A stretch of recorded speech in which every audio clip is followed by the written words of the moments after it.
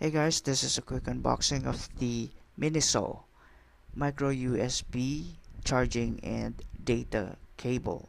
This is priced at 150 and I bought this from Miniso SMCT Davao at the second floor. So let's take a quick look at its box. So it's a micro USB data and charging cable with high quality nylon sleeve.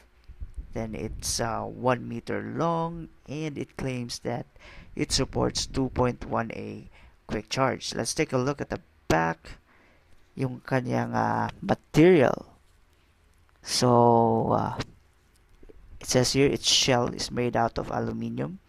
Then the wires, TPE, then nylon braided with thin plating. The plastic is PVC and the connector is stainless steel and copper. So let's take a quick look. Let's check it out from its box.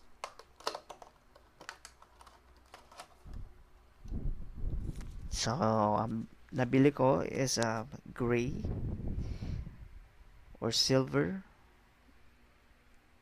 cable with a metallic silver finish sa kanyang connectors. Yung kanyang braids, as you can see, nylon po daw yan.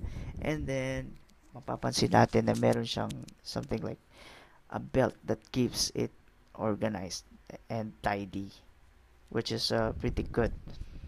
So let's take a look at its connector. So as you can see, yung USB connector niya is 2.0, and then this is the micro USB. So this is for Android devices and other micro USB supported gadgets.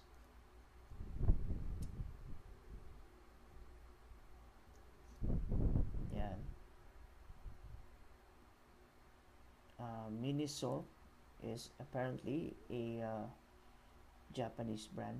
I'm not sure if it is really, if the products they sell are made in Japan.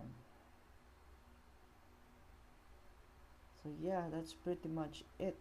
Thanks for watching and see you on the next video.